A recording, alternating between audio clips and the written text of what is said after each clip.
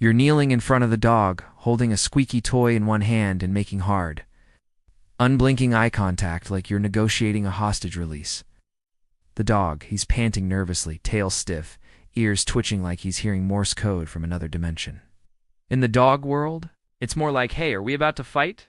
A direct stare, especially from someone towering above or closing in fast, reads as a threat. And unless your dog grew up in a yoga commune with trust circles and essential oils, he's not going to love it. You think he's about to play fetch. Spoiler, he's about to bolt. Very sharp teeth. Lesson learned. Why? Because too many handlers were reporting that their show dogs would break posture, freeze, or even growl when stared down. It turns out, even prize-winning poodles don't like being death-stared by dudes in top hats. You re-nod on a first date, you rebuilding trust with a creature that still has wolf code buried somewhere deep in his DNA.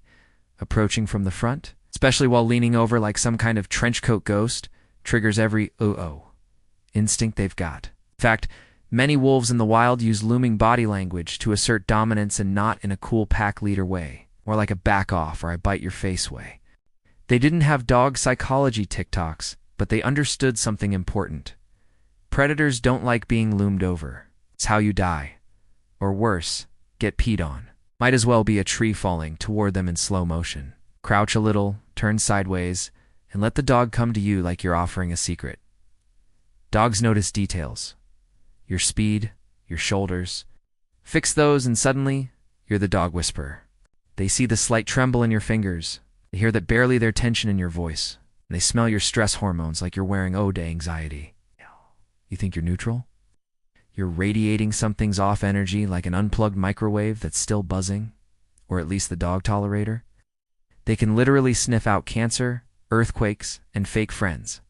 So your nerves might as well be flares in the night sky. Think about something pleasant like warm laundry or that one llama that always photobombs weddings. The calmer you feel, the calmer your dog becomes. But a heartbeat with fur, you breathe out, slower this time, softer. You remember the way he leaned into you once, quiet and unquestioning. Let that moment stretch, like the last light before sleep.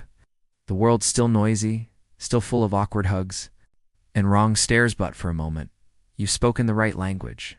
No words, just quiet, just space. You can try again tomorrow. He'll be waiting, probably next to the fridge. You're not just training them, they're reading you in real time, like a scented Kindle.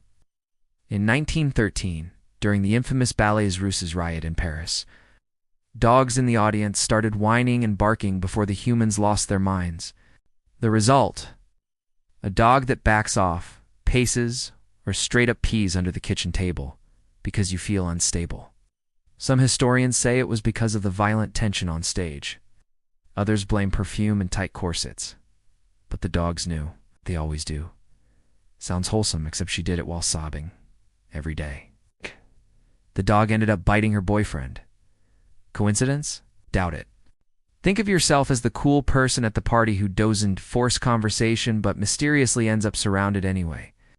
See, in the human world, eye contact means confidence, honesty, romance, even 30 dogs, 9 growls, 2 nips, 1 hospital visit. Data speaks for itself.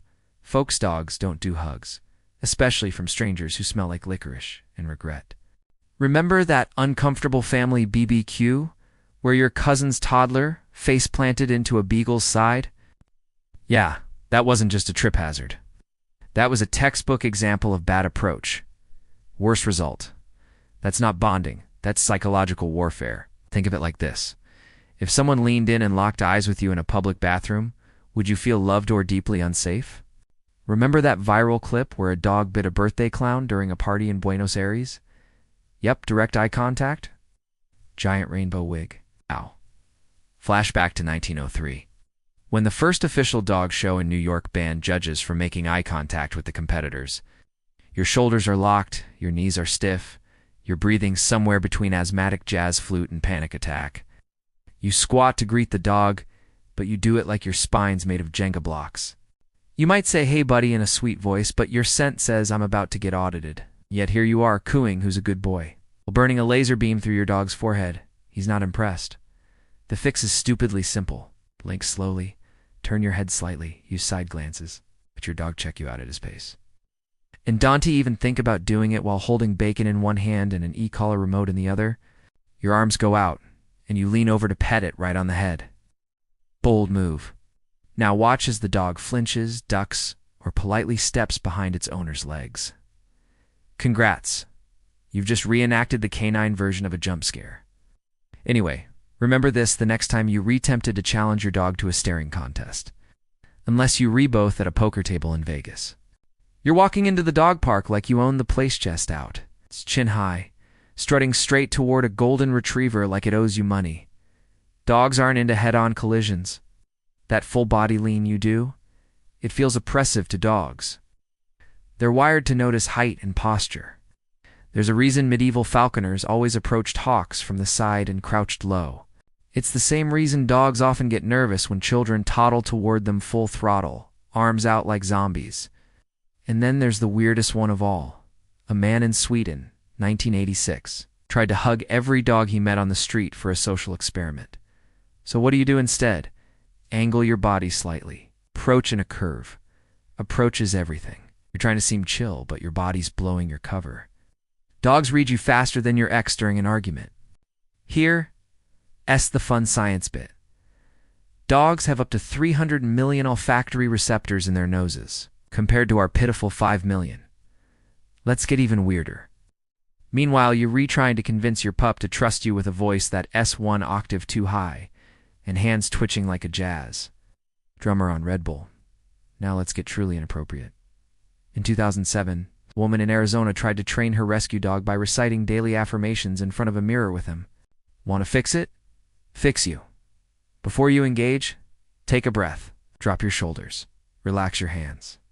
Because in the end, your dog doesn't care what you say, he cares what you show. And now, you let the thoughts drift. Picture your dog not as a puzzle to solve, end of script. Thanks for following along.